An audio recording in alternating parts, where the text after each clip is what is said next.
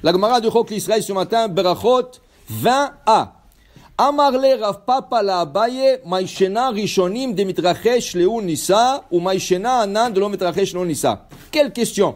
Rav Papa dit Abaye, est-ce que tu peux m'expliquer comment le Rishonim, le première génération, maintenant tu parles, nous on parle, Rav Papa Abaye, on parle de 1700 ans à peu près. Lui il veut savoir pourquoi il y a 2000 ans, le Rabbanim était plus tzaddik que eux. Qu'est-ce que ça veut dire ça? Il dit, ce Rabbanim là, il y a 2000 ans, ils avaient toujours des miracles. Quand ils demandaient à Hachem miracle, tout de suite, Hachem répondait. Il dit, quelle était leur force? Quelle était cette ségoula qu'ils avaient de demander à Hachem et leur donner tout de suite?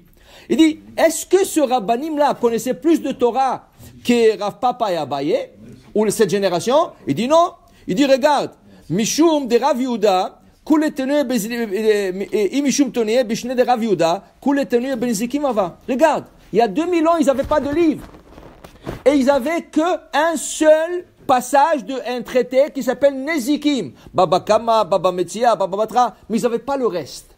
Tandis que déjà à l'époque de Rav Abaye, 300 ans, 400 ans plus tard, ils avaient déjà tout le Talmud. Ça veut dire qu'ils avaient beaucoup plus accès au Talmud que le premier. Alors c'est pas à cause de l'étude. Il dit ici, si tu prends par exemple Masechet Uktzin, okay? Il dit ici, là-bas, ils étudiaient dans une yeshiva, Uktzin. Et nous, on apprend dans 13 yeshivas, Uktzin. Et quand même, le première génération, qu'ils n'avaient pas autant de Torah, Rav Yehuda, quand en Israël, il y avait une sécheresse, on avait besoin de la pluie, il a dit à Hachem, j'enlève mes souliers. Il a à peine enlevé le premier soulier, la pluie commençait à descendre. Il dit à Hachem, j'ai besoin du soulier, et de la pluie. Alors, un signe comme un signe de deuil. Il dit, s'il n'y a pas de la pluie, c'est comme un deuil. Alors, il commençait à peine enlever son soulier droit, la pluie commençait à descendre. Ça veut dire que rien qui disait, Hachem, on a besoin de la pluie, Hachem nous donnait la pluie. Et après les générations d'après, regardez, il y a un traité dans le Talmud qui s'appelle Ta'anit. Tout le traité, c'est à propos du protocole, qu'est-ce qu'on fait quand il y a de la sécheresse. On commence les Gdolim, ils commencent à jeûner lundi et jeudi. Si ça ne marche pas, il commence à jeûner toute la semaine. Si ça ne marche pas, on décrète un jeûne public un jour. Si ça ne marche pas, on décrète sur le public en entier 2 jours. Si ça ne marche pas, on prend la teva, on la met dehors dans la rue. Et on ramasse les hommes, les femmes, tout le monde, et tout le monde doit prier. Il y a tout un protocole, comment faire dans un aide de sécheresse.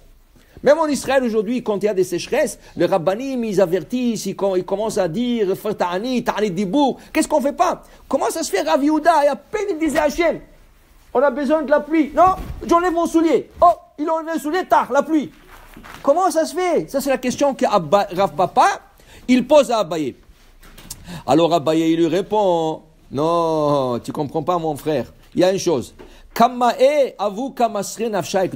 Le premier, il s'abnéguait pour Hachem. Pour eux, Hachem, c'était tout. Pour eux, Hachem, c'était pour même donner l'âme. Va'afta et Adonai Elohecha bechol lavavecha ou bechol nafshecha ou bechol meodecha. Quand on dit nafshecha, même s'il faut se donner pour Hachem, corps et âme, il se donnait. Quel exemple? Il lui dit, donne-moi un exemple. Il dit, oui, je vais te donner un exemple. Regarde, dans cette génération des Rav Yehuda, il y avait un Rav qui s'appelle Ravada Barahava. Ravada Barahava, il est parti dans le chouk. Dans le chouk, il y avait une femme. Cette femme-là, Levisha Karbelta Bishuka, elle portait une robe très rouge, très attirant. Maintenant, quand on parle d'une robe, ça veut dire comme une cape rouge, très attirante, fluorescente. Et là, Ravada Barava, il a vu quoi? Qu'est-ce que tu fais? Il est parti chez elle, il lui a déchiré la cape. Il n'était pas nu, mais il avait une robe, mais la cape, il a déchiré la cape. Il dit, allô, qu'est-ce que tu fais? Il a dit, madame, tsniout, la modestie, la pudeur. Qu'est-ce que tu es en train d'attirer l'attention des hommes? Pourquoi tu as mis cette couleur? Pour attirer les hommes? Il dit, mais qu'est-ce que tu regardes, toi? Maintenant, il s'avère, lui pensait qu'elle est juive. Il s'avère qu'elle est Goya. Tout de suite, elle l'a emmené en cours. Tout de suite, il a appelé des policiers, ils l'ont pris, ils l'ont mis en cours, ils l'ont condamné. Alors, le juge lui a dit, 400 pièces, tu payes.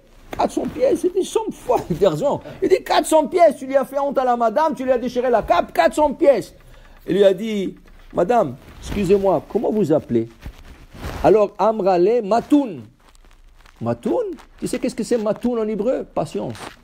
Ça veut dire quoi? Patience. Calme. Matoun. Et elle a dit, Matoun, Arba Mozouzé. Si j'aurais un peu de patience avec toi, j'aurais gagné, mettons, les 400 pièces.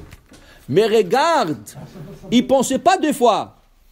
Ah, il ne disait pas, Chouma, je vais lui déchirer la robe, et la cape, et, tu sais, c'est pas gentil. Non. Elle est hors de règle, il faut la mettre en règle. Et ça, c'est pas des talibans, Hazbi Shalom, c'est pas. Mais pour te dire, pour eux, d'abord, Akadosh Baruch Hu. Vous savez, il y avait un rave en Israël, c'était toute une histoire, il y a 10 ans. Il y a un rave en Israël, il est monté sur l'autobus. Il y avait une photo très non appropriée d'une femme décolletée, complètement presque nue. Le rave s'est levé, il est parti, il a déchiré la photo. Le chauffeur d'autobus l'a vu, il a dit quoi? Il a fermé les portes de l'autobus, tout l'autobus, il l'a emmené à la station de police.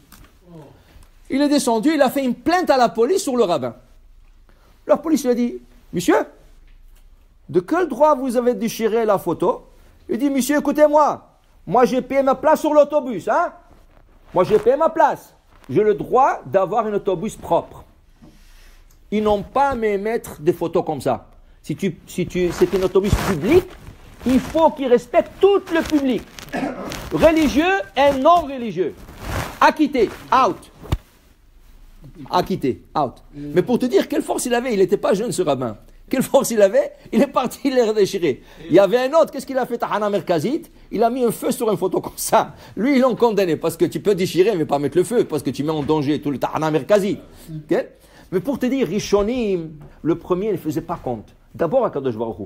Okay? Alors quand tu vois quelque chose qui n'est pas bien, quand tu vois quelque chose, adresse-toi à la personne, n'aie pas honte. Quand tu vois quelqu'un qui parle à la synagogue, va chez lui et dis, allô, tu es venu prier ou tu es venu parler ici?